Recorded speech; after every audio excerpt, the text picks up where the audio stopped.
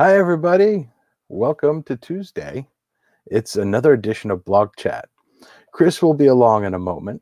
He's experiencing some technical difficulties, but he's going to be here in a moment with us. I just want to say hello to everybody. We've got Paul, we've got Ed, we've got Jay, got Sue, and Jerry, and we have Steve and Jay. It's the usual suspects. Thank you all for coming out tonight. We really appreciate you guys. And thanks, Jake. We're going to talk about that blog post. Lance is on assignment tonight. So, yeah, he's going to come to talk about that blog post in an upcoming week. But he's otherwise occupied tonight. So, yeah, my gosh. Wait, you were friends with Doc Edgerton? Oh my gosh, I love his work. So I'd love to talk to you about that someday, Jay. Hello to Eunice, how you doing? Hi everybody. So yeah, this is another edition of Blog Chat, and tonight we get to flash the graphic, right? That's fun. We're here to we're gonna pull one out of the archive, and the archive isn't that old. We're going to talk about this wonderful blog post, 5 tips to make a night photography go a little bit smoother. So we have some great things to talk about tonight. The first one, this is really an interesting suggestion by Gabe. Laying your flashlight in your light painting spot. Now, like, where are you going to work? It's really interesting how you can use light not only as a marker, but as a solution, right? I used to just scratch it out. And you guys raise your hands, let me know in the chat. How did you know where you were going to go when you had to walk on to the scene or around the scene and stand in one place for the optimal light painting? How do you remember that spot, especially in the dark? It's kind of hard. So one suggestion that Gabe came up with was that he just puts his flashlight down and he walks over to where it is and picks it up and turns it on. And I think that that's a really, really great idea. And that way you can make sure you get the optimal look that you want to have. And you can go back, and when you're done, you just put it right back down on the ground and walk back to your camera if you need to, right? I think that that's a really fun idea. If you have other interesting solutions that you have to trying to figure out how to get back to that spot where you're supposed to be light painting, let us know in the chat. We love hearing about other creative solutions. We see them on the workshops, but we also want to hear from you if you've got some fun ideas. I usually use my boot toe in the ground and scrape a little X in the ground. I like to shoot in the desert, so it's pretty easy, right? But that's a good one, Gabe. Yeah. Tim had a really great idea. Custom menus in the camera really save you time. And if you have a chance to go back to this, Tim made this wonderful video that was about how to do it with the Z6. And he walks through it in detail. This same idea can be done with not just the Z6, but many other cameras too. So I have my Z6 right over there. I have a Z6 II doing this right here. And I have set up those custom menus so that I get to the things that I change all of the time much more quickly. So this is a good one also. I also like to hear in the chat, how many of you have worked with a custom menu? Oh, we're getting an answer from the first one. So going back to the first suggestion, how do you get back to that light painting spot?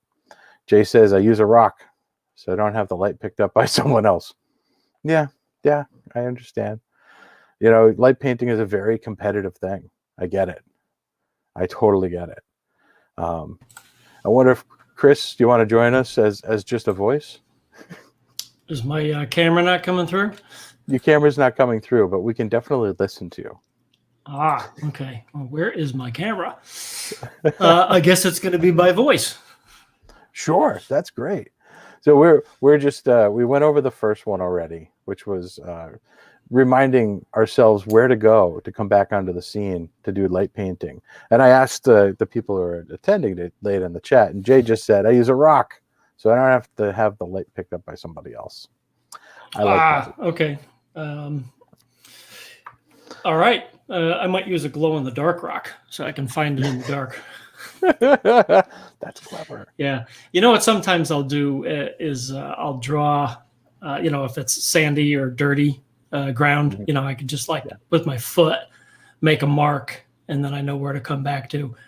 In fact, I do that a lot of times when I'm daytime scouting, and I'll mark where I want to put the tripod later in the dark. So similar thing there. Yeah, that works except for the windy day on the dunes, right? Yeah. Sue said she stick with a small piece of glow-in-the-dark tape works. Now that's a great idea. I like that. It's a little bit above the ground. You don't have to be looking down all the time. Sandra said, I use a rock or a mark on the ground. I also count my steps. That's a good one. Like I used to do that when I was a kid. Like I pretended, like what would happen if I went blind? And then I'd close my eyes and count steps and stuff. I was just trying to figure it out, right? And then we talked about the custom menus.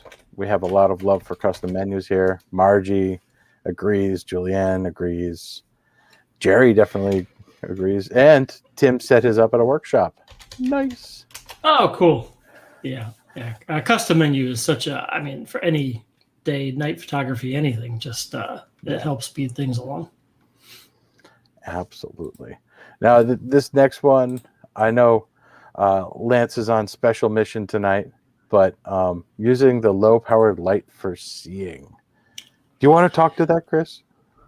Yeah, Lance is pretty big on this. He wrote a blog post about it a couple of years ago, about how do you see without blinding everybody else or ruining everybody else's photos. He really doesn't like the red lights, the red headlamp or anything, because the light can spill.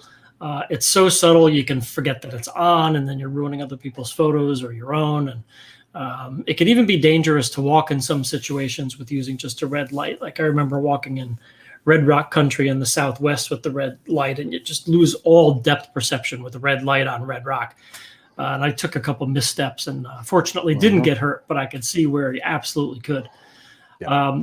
But you also don't want to use a bright flashlight, because then you're going to lose your night vision. You could blind other people. You could have a stray light go into somebody else's photo.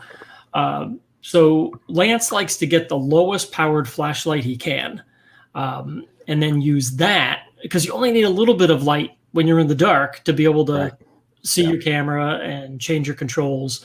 And he actually uses the Coast G9, which is what he talks about here, and which is that's either the dimmest or the second dimmest light that Coast makes. But he dims it even further by unscrewing the cap over the bulb and sticking a wad of tissue in there.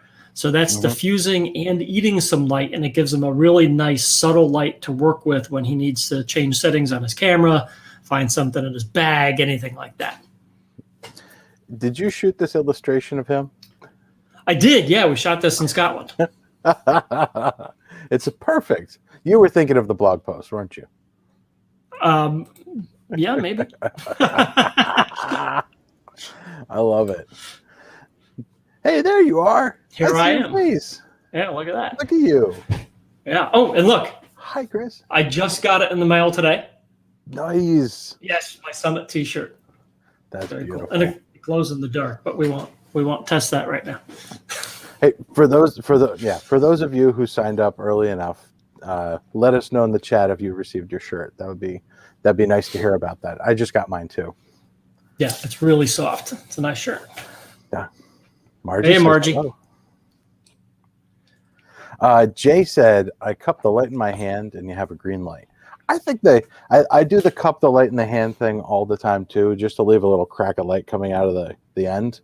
But I think the green light has that sort of same pervasiveness that the red light has, being just pure chroma, that it bleeds into everything. Maybe a little bit less than the red, but I honestly, I feel like Lance does.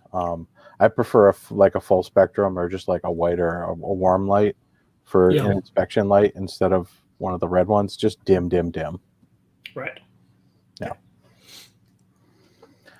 So I'm with you on that. So this is what you don't want to use this to change camera settings.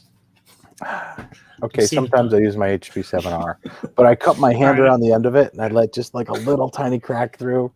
And the HP7, you could shine through your hand. I know. Oy, oy. Well, the next one was me. I was so delighted to receive this as a gift the first time. This pocket blanket, I now have 2 of them, is fantastic for laying out and enjoying the stars, or putting your pack down if you don't want to get dust into your pack. And it's just, my gosh, it's worth its weight in gold, and it doesn't weigh that much. So I'm stoked. It has these metal clips on the edges, so when you fold it out, you can stake it down, and they tuck back into these nifty little corners. And it's got this stitching on it, so if you can't figure out how to fold it back up, you just follow the red lines, and you'll always fold it back up into itself the right way. It's genius. So yeah, it's a good product. Very good product. And then this last one was yours. Yeah, I have a tip in here, don't I? Yes, you do. So, one of the things when you're working at night, if you're doing long exposures, sometimes maybe you're ripping a 2-hour star trail or something. I suppose you can just sit by the camera, but I never do. Right. I may go for a walk, or more often than not, I'll do a second setup somewhere else. So I'll do my long exposure in one spot, then I'll go somewhere else and do some light painting or something with the second camera and tripod. The trick there is, it's dark out. So if it's really dark, you might have trouble finding that camera. So what I started doing a few years ago is unfortunately, I lost this in the Lofoten Islands during our workshop last year. But I had a geo-tracker with a little flashing LED on it. And you can use anything else like that too. Just, anything with just a tiny little bit of light. A lot of our battery powered things have that. And I would just hang that geo tracker under my tripod, and even that tiny little flashing LED I could see from really far away.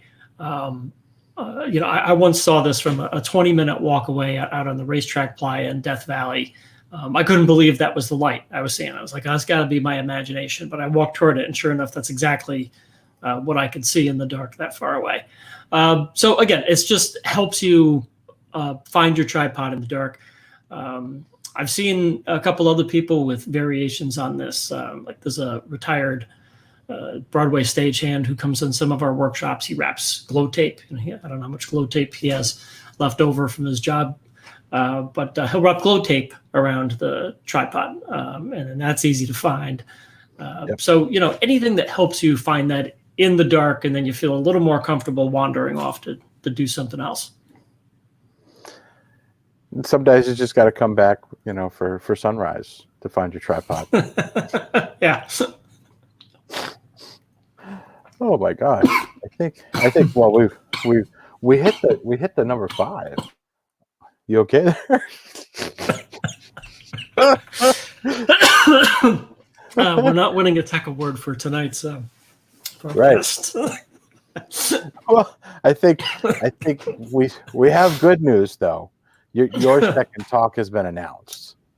Yeah, we've when we announced the summit a few weeks ago, there were a few slots we hadn't filled yet, and one of mine was one of those. So just about an hour or so ago, we announced my second talk, which is going to be photographing lighthouses at night.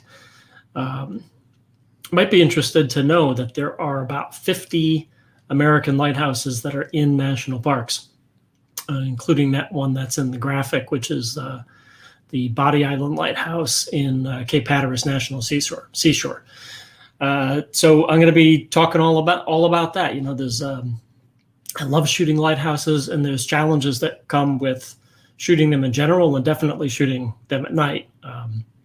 You know, the most obvious being you've got this incredibly bright light. It's designed to be seen from very far away at the top of your subject at night in the dark.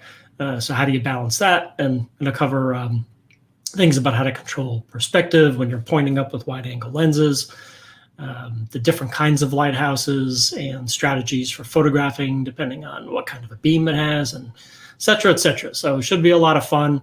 I've been into shooting lighthouses for 25, 30 years, so I'm pretty excited to be doing this talk. Wow, cool. I'm really glad about that. I was looking for the link. We had a question. We'll find this link for you, the glow-in-the-dark tape. I have a roll of it here. I just haven't looked. I was looking on our website to see if I could find that link there. Chris, maybe you'll remember it, but it's basically the same safety tape you would get for laying it down like in a stairwell for when the lights go out. It's pretty easy to find. Yeah, in fact, B&H has it. B&H carries it. Great. So definitely just check on there. Just search B&H for glow-in-the-dark tape. Yeah, I used to be a stage manager, and it's used in theater a lot for just marking spots that are safe and not safe to walk when the lights go out on stage. There it is. Nice. So we have a lot of questions about the summit showing up here. Yeah, fire away. Let's see. Well, Jerry's saying he's looking forward to it. And then Eunice just said that talk tempts you to sign up. Well, Eunice, what are you waiting for? So Eunice, if I remember correctly, you're out on the West Coast, which has some really nice lighthouses out there. All three states out there have got just gorgeous lighthouses. I'm going to post the glow-in-the-dark link in there. I just posted the glow-in-the-dark link in the chat for you guys. What else do we got here? We had somebody say that it was going to cost $40 to ship the the shirt to Australia. We understand. That's why we gave people the option to choose whether they wanted to do that or not. Yeah. What I would suggest is if you have an American friend, we're happy to ship the shirt to them, and then maybe it'll take you a year before you see them, but it's a way to get a shirt. We're happy to do that for you. Yep. That is great. What else do we have going on here? I like that suggestion too. Yeah. And that would be on our dime because we budgeted for being able to ship to anybody in the States. So Julianne is asking how many people signed up for the summit. That's a trade secret, but a lot. More than 10, less than 1 million. we're happy. We're happy. Yeah, this is going to be a really, really fun thing. So let's, you know what, we've had some more questions, and you're just putting together an email, Chris. So why don't we chat about that for a second? Okay. One of the pieces of feedback that we got that I found really interesting was, and I'd like to hear from you guys, was what's the experience going to be like? There's a bunch of technologies involved. It's a website, there's Zoom and stuff like that. What's the reason you should attend live? Well, the question, the way that I would answer that is, number one, you get to interact with the speakers. You get to be there as the chat, as participating in the chat. You get to be part of the Q&A. And I think that is one of the most valuable parts of being there live. And with the knowledge that is being recorded, and you can always go back and scrub through anything that you missed, so you could actually just totally be present and enjoy it, which is different than a live summit in that you have to remember as much as you can or take notes when you might miss stuff. So in this case, I find it a little bit safer than an in-person summit. although it doesn't replace that. It's really valuable to know that you can just completely be present and enjoy it, and enjoy the chat.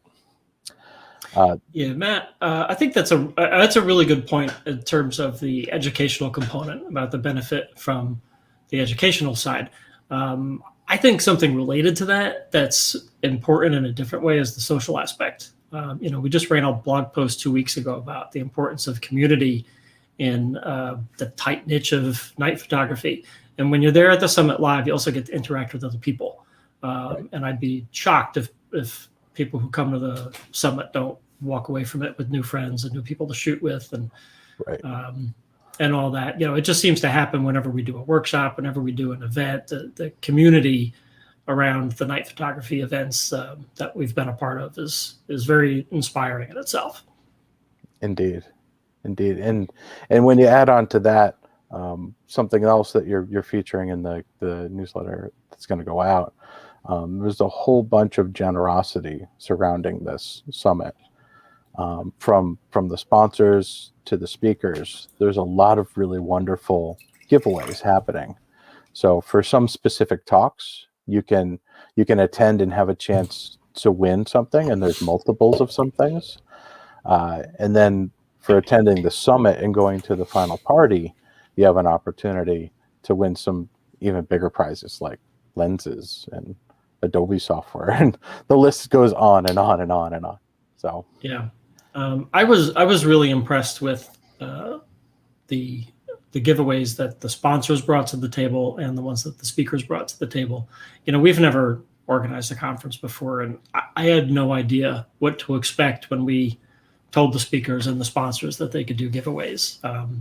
I figured we'd get some. I never imagined that we'd get what we got. For IRIX to be giving away a lens. BenQ is giving away a display, and it's not even their low-end display, which is amazing in itself. They're giving away an $800 display. Acrotech with the GXP ball head. There's just so many, and they keep coming in. Like we just announced one or two more today and yesterday. So Nissy's giving away filters. Oh, Move Shoot Move. They just came on board a couple of days ago, and they're giving away they're giving away they're giving away a rotator kit and $200 gift cards amazing for their products. I was just really impressed with this. There's some good stuff on here. Oh, geez, the X-Rite. X-Rite. Yep. I went to Display talk Pros. about that's like probably one of the most simple pieces of gear that makes the most dramatic difference in your photography. Oh, it's attached. I was going to say I don't edit without it. It's just right over here. And then we have all the speaker giveaways. Before I go much further, there was a question. Margie asked, "What are the dates?" It's February 12th through 14th. So about 9 days from now. Yeah. Yep. And then the speakers too. I think about 2/3 of the speakers are doing giveaways. Some of them through their sponsors, and some of them just like Kevin Adams. You can see this stuff there. Kevin actually runs a photo conference in the Smoky Mountains, and he leads workshops. But he also produces. He's a product entrepreneur, producing accessories for photographers. This lens muff, I honestly, I need to buy a second or a third one because it's always in my bag. I mentioned before I do 2 setups a lot.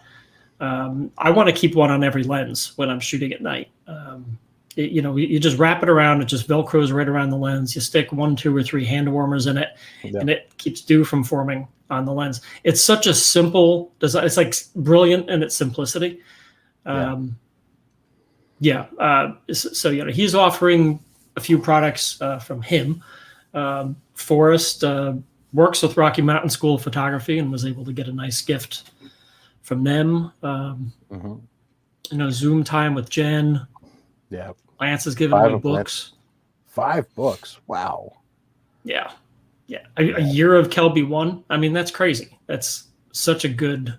I would expect that out of a sponsor for a speaker to be able to come up with that as a giveaway. Yeah. Yeah.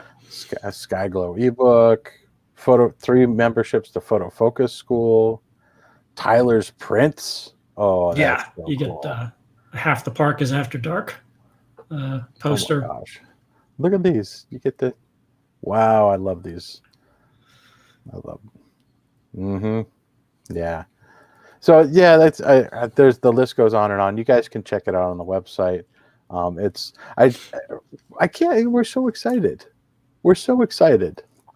This has been 2 things. 1, a lot of work, and 2, it's been like this massive growth experience for all of us, and the connections that we're forming with the people that we already admired and loved and had friendships or working relationships with, they're just getting deeper, and we're getting to meet new people too through this. So yeah, that's so been one of exciting. my favorite parts so far in the planning stages is we've invited speakers who we have some kind of a relationship with all these people, even if it's just we met at a conference once. But a lot of them are people that one of us knows, from speaking together or whatever, and we've admired their work. Like you said, we're not the only 5 night photographers in the world. There are other people who do things we don't do, and we admire them, and now we're getting to work with them, and that really has been exciting. Like Adam Woodworth, I've talked with him before. I consider him a professional. We have a friendly professional relationship. But this, I've corresponded more with him in the past few weeks than in the few years before this, and he's a super nice guy. Oh, his book just came out today. He's going to be on Instagram Live with Gabe tomorrow night talking about his new book, Night Sky Photography. But yeah, I mean, just everybody. I mean, we've got like, including the 5 of us, we're over 30 speakers now. So it's been a lot of fun getting to work with all these people, and I can't wait to see how everything comes together that week. It's gonna be cool. It's gonna be a lot of fun. Yep. So this is I think I'll just speak really quickly about the mechanics if some of you are wondering about it. It will be you'll get, if you're registered for it, you'll get links to all of the talks, and you'll go straight into a Zoom webinar session. And that means that you get to be in there with everybody in one place. And it's going to be as interactive as we can make it in the times that we have. But the good news is you can push all the other distractions aside. You'll just be in that one place, receiving the information that the person is sharing. And you get to chat with the other people who are interested in the same thing. Yep. And there's an opportunity to use the chat to ask questions as well of the speaker. Nice. Oh, look at this. So we have, so let's see. When is the latest we can sign up by? Sandra? Hey, Sandra. Hi. It's an interesting question. I mean, the end of the summit is February 14th in the late afternoon, Eastern time, right? We haven't said when we're closing the tickets, but since everything's being recorded, perhaps we can leave the tickets open. Chris, we should talk about that. I would recommend getting it by the 12th if I were you, Sandra, just to be sure. Even if you're working 2 of the 3 days, you have the ticket. Yeah, and you can watch those presentations for a full year afterwards, the recorded versions. Yeah. Right. So, and it's mandatory overtime. So getting paid well. You know the feeling. No. I think I'm working mandatory overtime right now. Oh, we're 40 seconds over. We gotta go. We gotta go. No, sorry. Steve, we're gonna see you there. Nice. Oh, cool, Steve. That's great. When Move Shoot Move came on board, we actually wondered if you'd be involved with it. We see you on the user group all the time. You're definitely one of the mavens of that product. So glad you'll be helping represent them at the summit. Thank you. Jerry asked an interesting question. How much different is this than an in-person trade show? I'll tell you one thing that's totally different is you can't hug anybody. It's also a lot easier to find water. And you know what? Lunch is going to cost you a lot less. Yeah. So I've spoken at, I don't know, 4 of these now, I guess. And it's different. In some ways it's better, and in some ways it lacks. You're missing the person to person. You're not around shaking hands and, hey, let's grab a coffee, let's go have lunch together. There's that, but that describes everything of the past year, right? Missing that person to person contact. I think what Matt mentioned, what you mentioned before about being able to rewind, go back and watch a presentation again. I think that's one of the things that's better than in person, because I don't want to say never. I think only once have I spoken at a conference where the talks were recorded, and if you wanted them after, you had to buy them. So, there's pros and cons to everything, but. Yeah. I'm going to stand by what I said. Lunch is going to be a lot cheaper. Lunch will be cheaper. Yep. Yep. You can attend this in your pajamas. Yes, that's right. So, although I have seen somebody in their pajamas at a summit, it was a sight to see. But they just had a hard night of drinking the day before. So yeah. Sue, thank you so much. Oh, thank you, Sue. That's great. This was funny. This is going back to the T-shirt.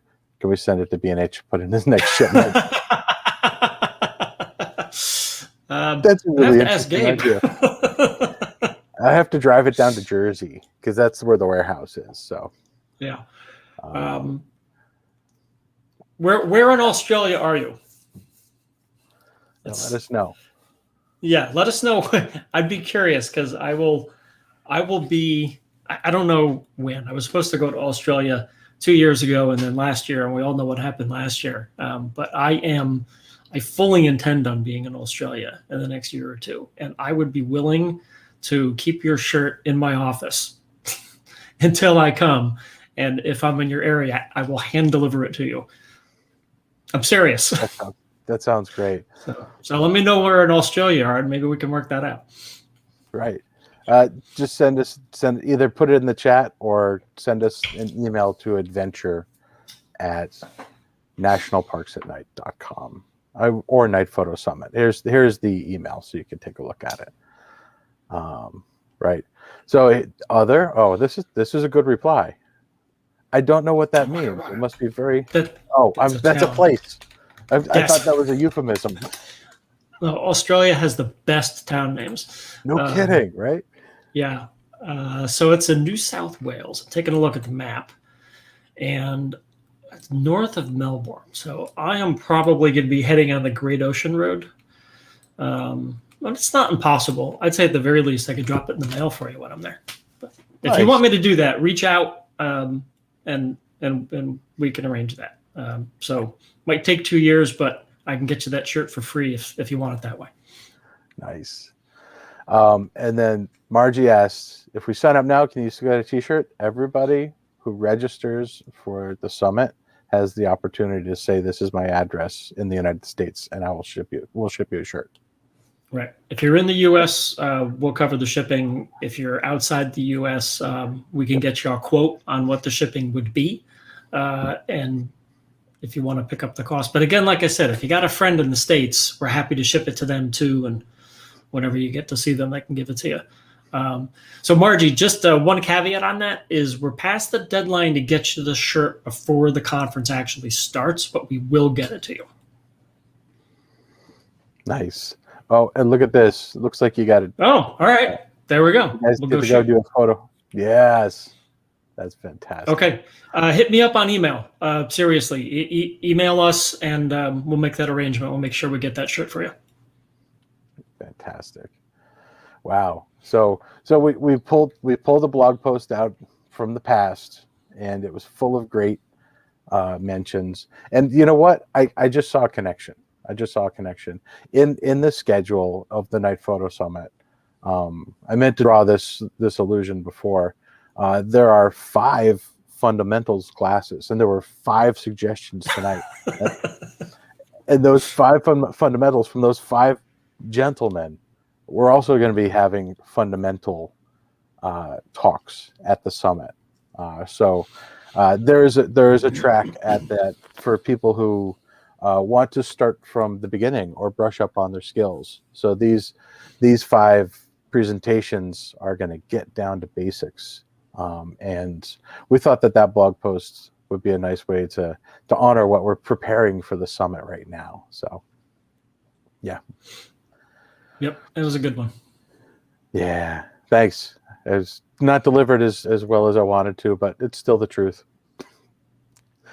So Sandra, yes, it's kind of like a closing session at an in-person summit. You should be present if your name is drawn during the closing party. So we hope to see you there.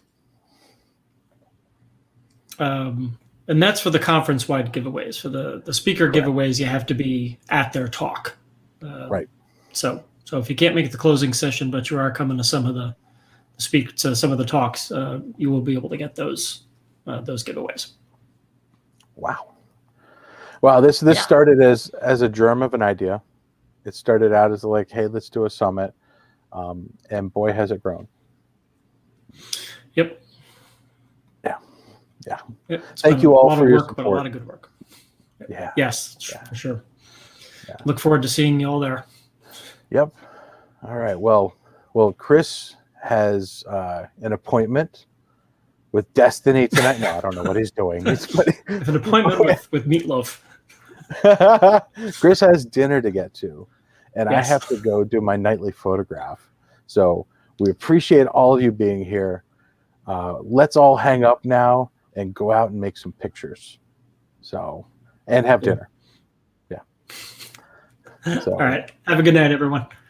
Take care. Seize the night, and we'll see you around.